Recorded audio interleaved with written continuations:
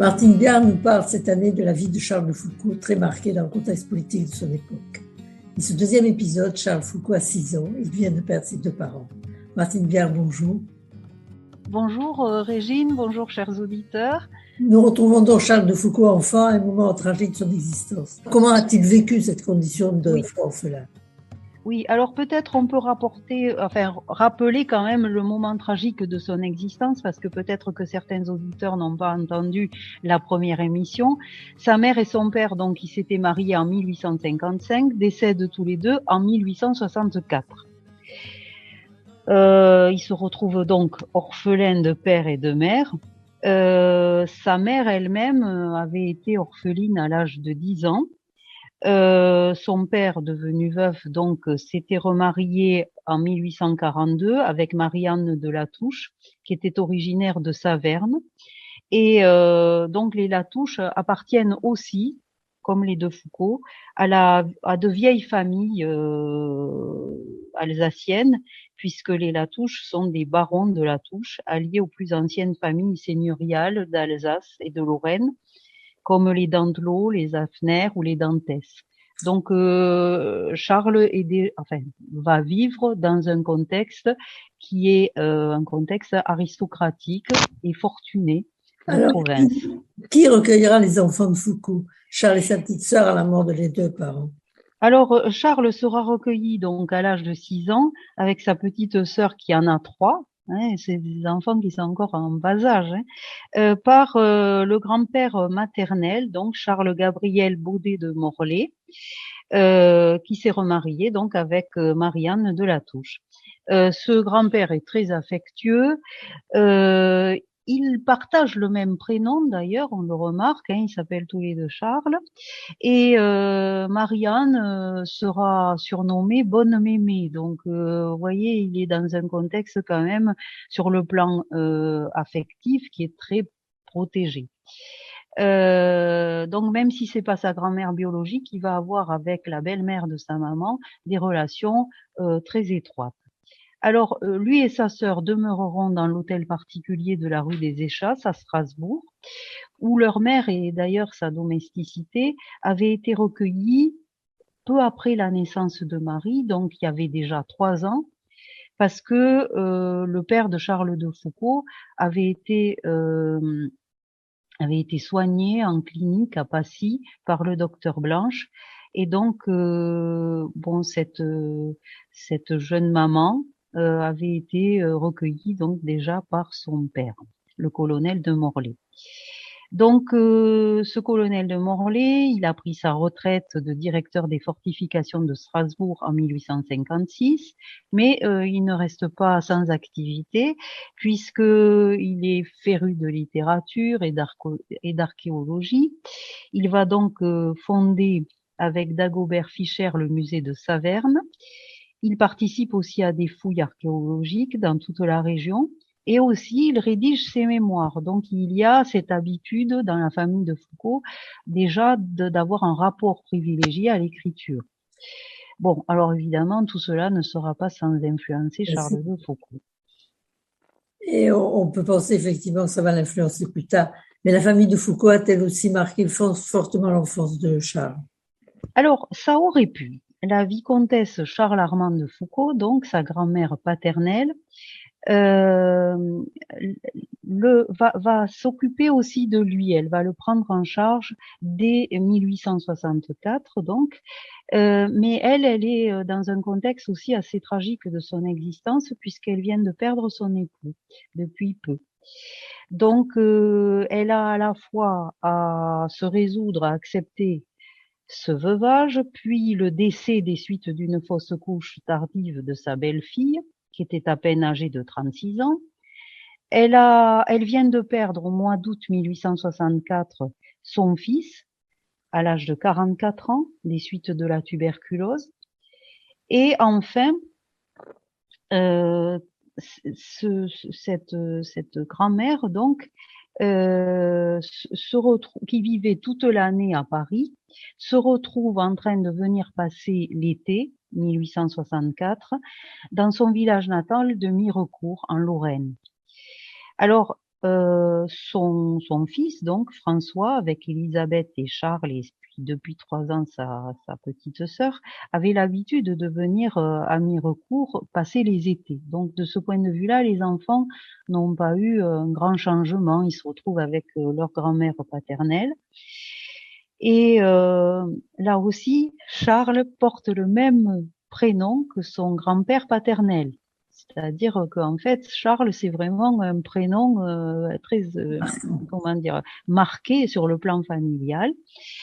Euh, et ces enfants, pendant l'été à Mirecourt, donc, ne vont pas vraiment passer des vacances comme d'habitude quand même, puisque dans l'entourage de cette grand-mère qui est revenue en Lorraine, eh bien, il y a tout un tas de familles, comme on dirait aujourd'hui, de parents et alliés, qui vont venir lui présenter leurs condoléances.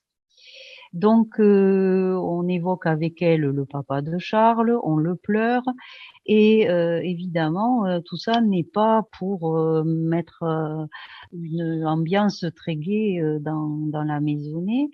Donc, pour se changer les idées, distraire les enfants, elle décide de faire des promenades dans la campagne environnante. Donc, on se promène dans les champs de seigle, d'avoine, de blé qui viennent d'être moissonnés, dans les bosquets. On va aussi cueillir des mirabelles dans les vergers. Et puis, Madame de Foucauld, qui n'a alors que 64 ans, quoique très déjà peinée, hein, est encore alerte. Et le 6 octobre de cette fatidique année 1864, alors qu'elle se promène avec les enfants, qu'elle pousse la poussette de la petite Marie, elle se retrouve avec Charles sur la grande route de Mirecourt. Et là, pour une raison inconnue, un troupeau de vaches va attaquer le petit groupe, va passer d'une façon assez impressionnante. Et on ne sait pas si c'est la surprise, peut-être la peur insupportable que les enfants ne soient blessés ou périssent choqués et piétinés par ce troupeau incontrôlable. Bref, l'émotion l'emporte et Madame de Foucauld tombe victime d'une crise cardiaque foudroyante à laquelle Charles de Foucauld, qui n'a pas encore 6 ans puisqu'il est né le 15 septembre 1858, va assister en direct, impuissant, au milieu des bêtes dont la taille et le poids, bien sûr, le dépassent, lui et sa petite sœur qui est encore dans la poussette. Donc, on est dans vraiment Oui, une année tragique.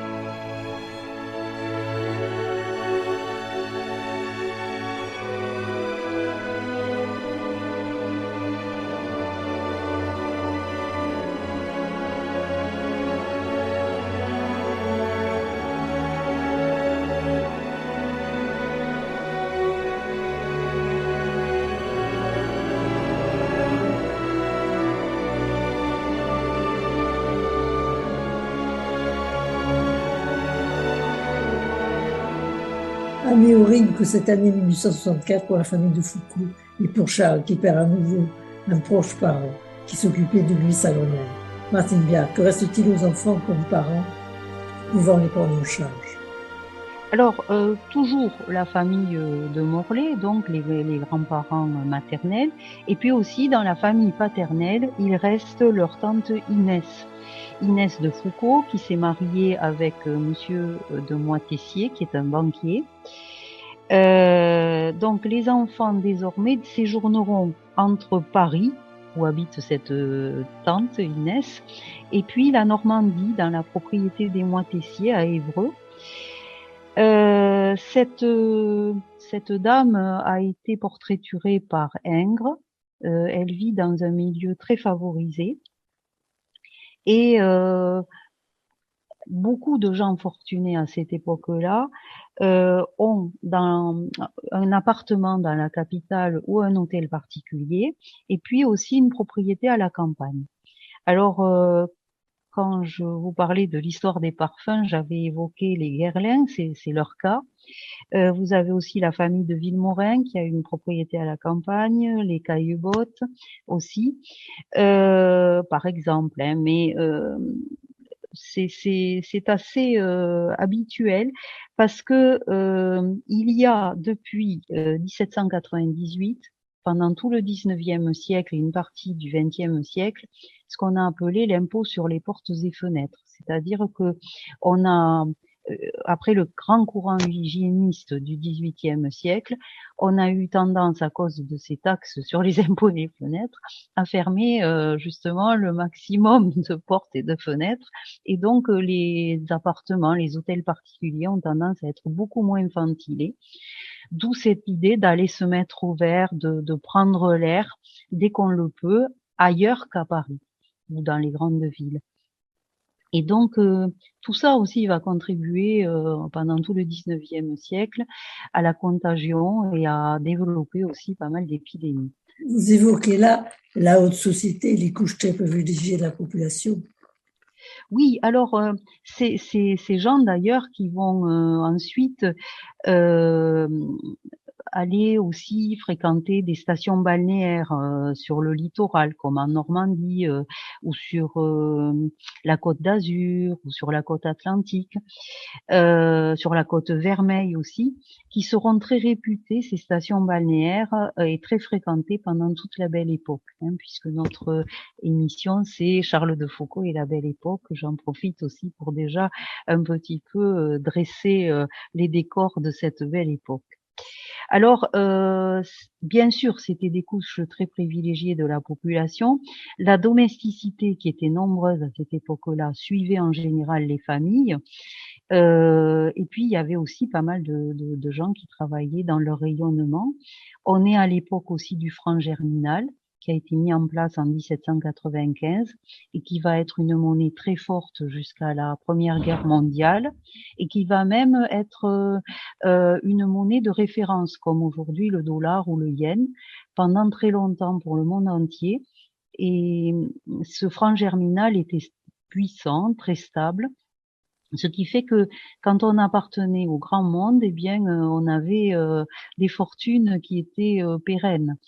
Et dans les couches plus modestes de la population, on faisait des bas de laine, mais qu'on pouvait se transmettre d'une génération à l'autre aussi, parce que c'était comment dire, de la monnaie Ça. dans des métaux précieux, c'est-à-dire c'était le franc or. Hein. Voilà.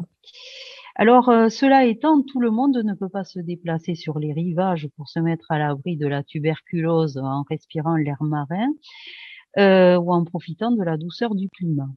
Alors, l'Église, à ce moment-là, puisque on parle d'une époque où les antibiotiques n'existaient pas, ils ne vont apparaître qu'après la Seconde Guerre mondiale, l'Église est la première à monter en chaire pour sensibiliser les riches à la misère des malades, en encourageant de leur part les bonnes œuvres et une attitude d'anticipation qui sera qualifiée plus tard de paternaliste.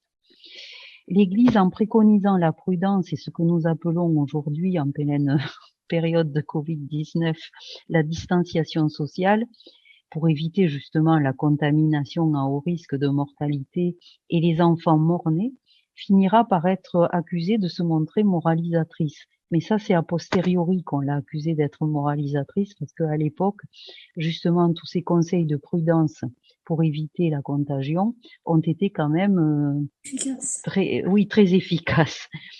Alors,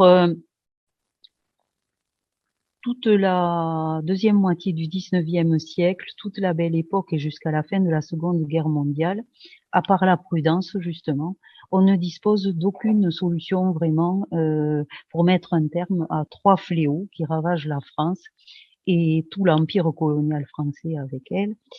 C'est la tuberculose qui sévit, on appelle ça aussi la phtisie. Ensuite, vous avez aussi la syphilis qui rend stérile et fou et qui emportera d'ailleurs des personnes célèbres comme Baudelaire ou Guy de Maupassant, entre autres bien sûr. Et puis l'alcoolisme qui est dévastateur avec ses conséquences de violence sociale et familiale, conjugale aussi, et des dégénérescences héréditaires qui auront des répercussions évidemment sur plusieurs générations.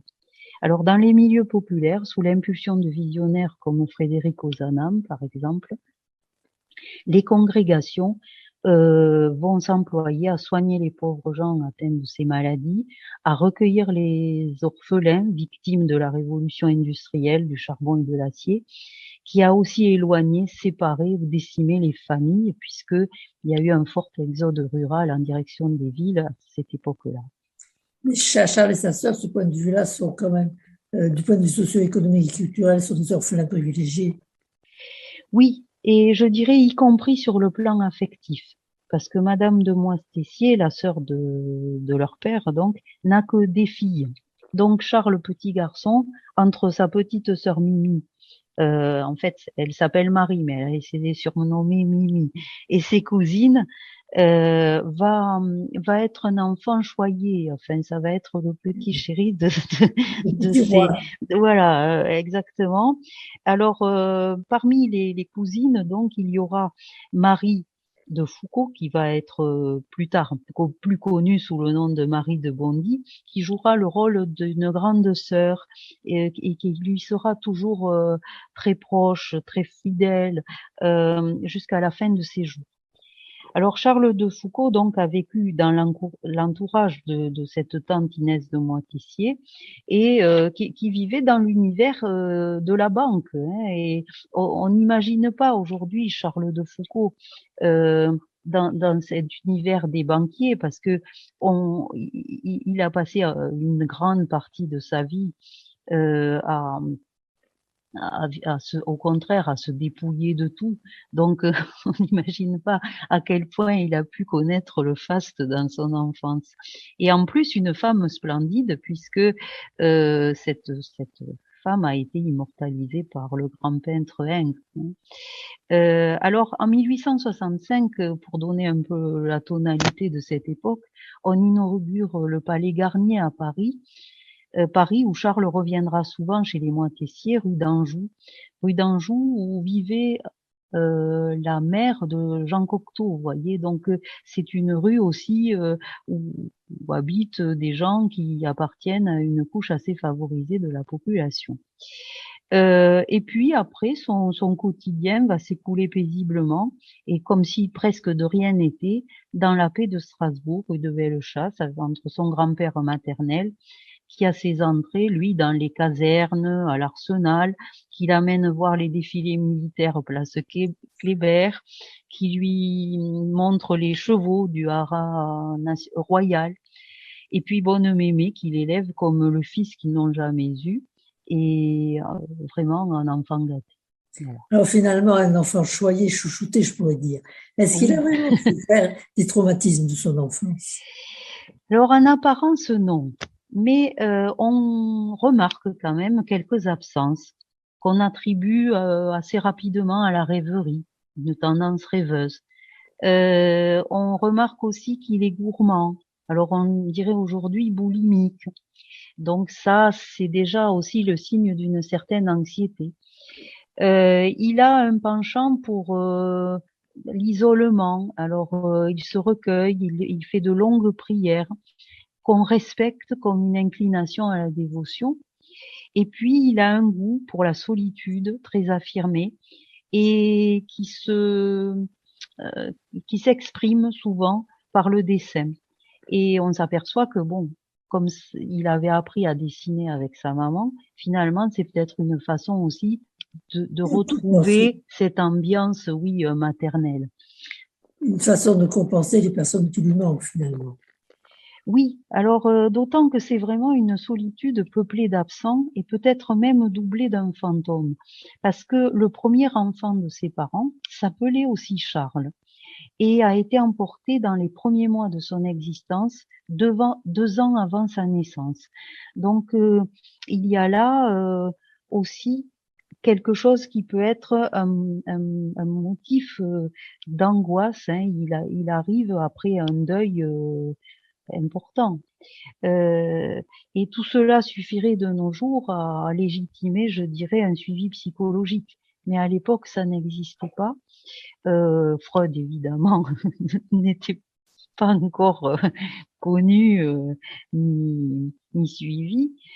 Et j'ajoute aussi que dans la tradition de l'époque, ça ferait aujourd'hui probablement sursauter certaines familles. Ces 2 enfants, pendant au moins 5 ans, soit quasiment toute leur enfance, vont porter le deuil de leurs parents et seront toujours photographiés ou vus par les témoins, tout de noir vêtus, partout et toujours. Donc ça aussi, ça a dû les marquer. Marqué, c'est certain. Et ça explique peut-être plus tard, bien sûr, à la fois le souci de l'élégance de Charles de Foucault, et puis ensuite, au contraire, le fait qu'il ne va plus du tout s'attacher à son apparence extérieure. Plus il va aller après dans le courant de son existence, et plus au contraire, euh, l'habit finalement lui importera peu, mais cette façon d'être dans une espèce d'uniforme finalement, ça a dû quand même beaucoup marquer les enfants parce que justement pendant que les autres étaient, surtout dans ces familles-là, étaient habillés d'une façon plus oui, plus ravissante, on va dire, plus charmante, eux, ils étaient vraiment dans un habit très strict.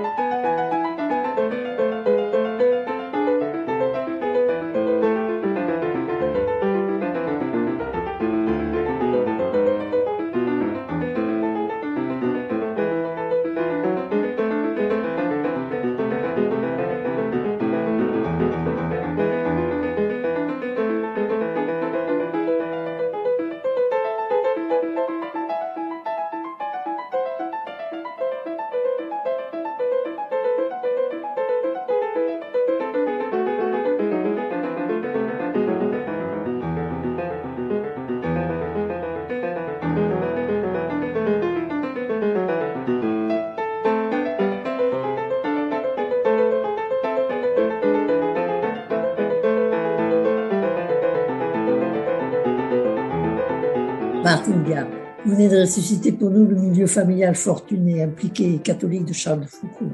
Vous avez évoqué les promenades, les loisirs, les vacances, mais allait-il en classe? Ah, c'est la grande question de l'école, oui. Oui. Alors, sa mère lui avait fait suivre, à partir de l'âge de 4 ans, les classes enfantines de la doctrine chrétienne. En même temps qu'en famille, on lui donnait des bases de calcul et de grammaire. Et puis, nous l'avons vu aussi dans la première émission, elle lui avait appris elle-même le dessin. En 1866, son grand-père Charles de Morlaix donc le fait entrer au collège épiscopal Saint-Aborgas, petit séminaire de Strasbourg dirigé par les jésuites. Et puis Charles est passé en 6e au lycée de Strasbourg. Et voici le témoignage d'un de ses professeurs. J'ai eu Charles de Foucault comme élève en 1868-1869 dans une classe de 6e. C'était un enfant intelligent et studieux, mais qui était loin de faire pressentir la nature ardente et primesautière qu'il devait manifester plus tard. D'ailleurs, sa santé délicate ne lui permettait pas de suivre assez régulièrement les cours pour se classer toujours au premier rang. Je relève cependant à son actif des places de quatrième et de troisième en version latine dans une classe de 55 élèves. Il était sous la direction de son grand-père, Monsieur de Morlaix, vieillard distingué de manière et de langage, adonné à l'archéologie et passionné pour les lettres classiques.